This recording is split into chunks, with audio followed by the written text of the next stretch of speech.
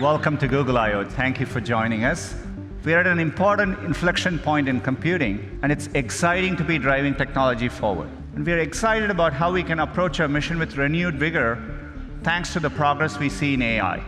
Healthcare is one of the most important fields AI is going to transform. If you go and analyze over 100,000 data points per patient, more than any single doctor could analyze, we can actually quantitatively predict the chance of readmission 24 to 48 hours earlier than traditional methods. It gives doctors more time to act. Another example of one of our core products, which we are redesigning with AI, is Gmail. We call it Smart Compose. So as the name suggests, we use machine learning to start suggesting phrases for you as you type. All you need to do is to hit tab and keep auto-completing.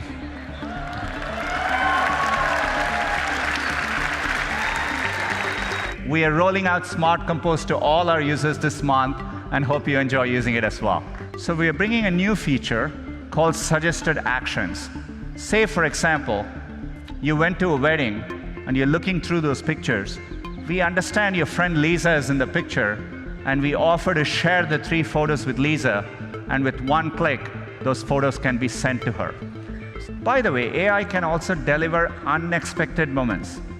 So for example, if you have this cute picture of your kid, we can make it better. We can drop the background color, pop the color, and make the kid even cuter. Or if you happen to have a very special memory, something in black and white, maybe of your mother and grandmother, we can recreate that moment in color and make that moment even more real and special.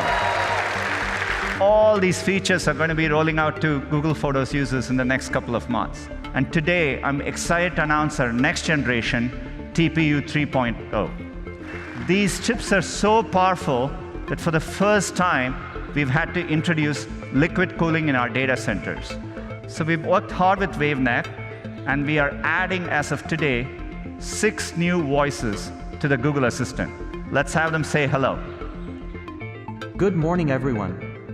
I'm your Google Assistant. Welcome to Shoreline Amphitheater. We hope you'll enjoy Google I/O. Back to you, Sundar. Let's be honest, it gets a little annoying to say, "Hey Google," every time I want to get my assistant's attention. Now you won't have to say, "Hey Google," every time. We call this continued conversation, and it's been a top feature request. Are kids learning to be bossy and demanding when they can just say, "Hey Google," to ask for anything they need? Now, we've been consulting with families and child development experts, and we plan to offer Pretty Please as an option for families later this year. Let's say you want to ask Google to make you a haircut appointment on Tuesday between 10 and noon. What happens is the Google Assistant makes the call seamlessly in the background for you. So how can I help you? Hi, I'm calling to book a women's haircut for a client. I'm looking for something on May 3rd. Sure, give me 1 second.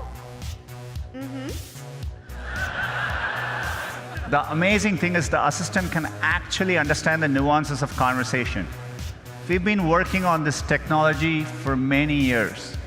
It's called Google Duplex. It brings together all our investments over the years in natural language understanding, deep learning, text-to-speech. By the way, when we are done, the assistant can give you a confirmation notification saying your appointment has been taken care of. We gave you an early look at our new smart displays at CES in January. We're working with some of the best consumer electronic brands. And today, I'm excited to announce that the first smart displays will go on sale in July. From staying in touch with family with broadcasts and duo video calling, to keeping an eye on your home with all of our other smart home partners, to seeing in advance what the morning commute's like with Google Maps. We're thoughtfully integrating the best of Google and working with developers and partners all around the world to bring voice and visuals together in a completely new way for the home. With the new Google News, we set out to help you do 3 things. First, keep up with the news you care about. Second, understand the full story. And finally, enjoy and support the sources you love. We're rolling out on Android, iOS, and the web in 127 countries starting today. Android P. AI underpins the first of 3 themes in this release, which are intelligence, simplicity, and digital well-being. With Android P, we partnered with DeepMind to work on a new feature we call Adaptive Battery. It's designed to give you a more consistent battery experience. And then with this understanding, the operating system adapts to your usage patterns so that it spends battery only on the apps and services that you care about. Adaptive Brightness learns how you like to set the brightness slider, given the ambient lighting, and then does it for you in a power-efficient way. With Android P, we're going beyond simply predicting the next app to launch to predicting the next action you want to take. We call this feature App Actions. Slices are a new API for developers to define interactive snippets of their app UI that can be surfaced in different places in the OS. If I type Lyft into the Google Search app, I now see a slice from the Lyft app installed on my phone. Lyft is using the Slice API's rich array of UI templates to render a slice of their app in the context of search. And then Lyft is able to give me the price for my trip to work, and the slice is interactive, so I can order the ride directly from it. Pretty nice. I'm really excited to announce MLKit, a new set of APIs available through Firebase. With MLKit, you get on-device APIs to text recognition, face detection, image labeling, and a lot more. And MLKit also supports the ability to tap into Google's cloud-based ML technologies. We think we can help users with their digital well-being in 4 ways. We want to help you understand your habits, focus on what matters, switch off when you need to, and above all, find balance with your family. In Android, we're actually going to give you full visibility into how you're spending your time. The apps where you're spending your time, the number of times you unlocked your phone on a given day, the number of notifications you got, and we're going to really help you deal with this better. Android P will show you a dashboard of how you're spending time on your device.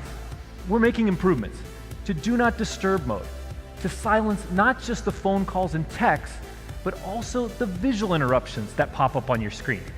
We've created a new gesture that we've affectionately codenamed Shush. If you turn your phone over on the table, it automatically enters Do Not Disturb, so you can focus on being present. No pings, vibrations, or other distractions. Android P will help you set up a list of contacts that can always get through to you with a phone call, even if Do Not Disturb is turned on. So we created Wind Down mode. You can tell the Google Assistant what time you aim to go to bed, and when that time arrives, it will switch on Do Not Disturb and fade the screen to grayscale. Well, today, we're announcing Android P Beta. And with efforts in Android Oreo to make OS upgrades easier, Android P Beta is available on Google Pixel and 7 more manufacturer flagship devices today. Maps was built to assist everyone, wherever they are in the world. We're now able to automatically add new addresses, businesses, and buildings that we extract from Street View and satellite imagery directly to the map. This is critical in rural areas, in places without formal addresses, and in fast-changing cities like Lagos here, where we've literally changed the face of the map in the last few years. We're adding a new tab to Maps called For You. It's designed to tell you what you need to know about the neighborhoods you care about, new places that are opening, what's trending now, and personal recommendations. We've created a score called Your Match to help you find more places that you'll love. Your Match uses machine learning to combine what Google knows about hundreds of millions of places with the information that I've added. Restaurants I've rated, cuisines I've liked, and places that I've been to. Share the list with your friends to get their input too. You can easily share with just a couple of taps on any platform that you prefer.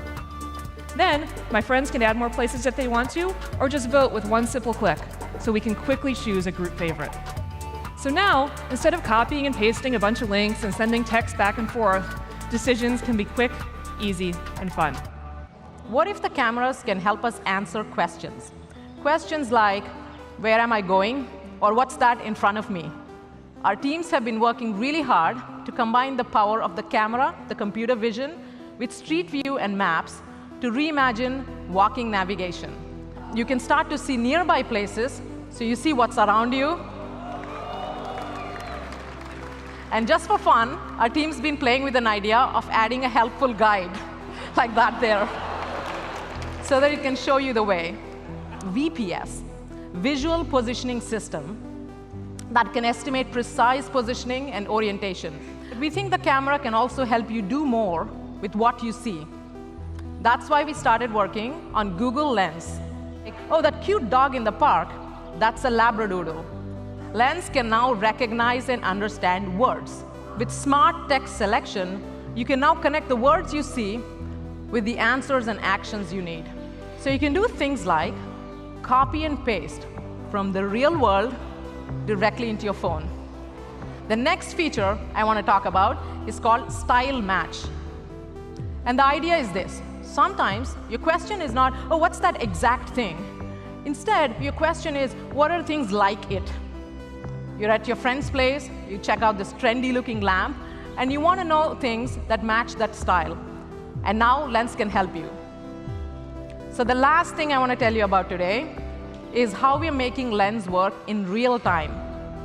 So as you saw in the Style Match example, you start to see, you open the camera, and you start to see Lens surface proactively all the information instantly. And it even anchors that information to the things that you see. But we're very excited that starting next week, Lens will be integrated right inside the camera app on the Pixel, the new LG G7, and a lot more devices. Today, Waymo is the only company in the world with a fleet of fully self-driving cars with no one in the driver's seat on public roads.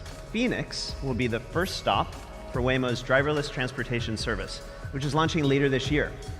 Soon, everyone will be able to call Waymo using our app, and a fully self-driving car will pull up with no one in the driver's seat to whisk them away to their destination. And within a matter of months, we reduced the error rate for detecting pedestrians by 100x. That's right, not 100%, but 100 times. Now at Waymo, AI touches every part of our system, from perception to prediction to decision-making to mapping and so much more. Now, to be a capable and safe driver, our cars need a deep semantic understanding of the world around them. Our vehicles need to understand and classify objects, interpret their movements, reason about intent, and predict what they will do in the future. And today, I want to tell you about two areas where AI has made a huge impact: perception and prediction.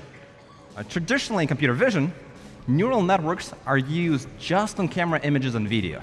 But our cars have a lot more than just cameras. We also have lasers to measure distance and shapes of objects, and radars to measure their speed.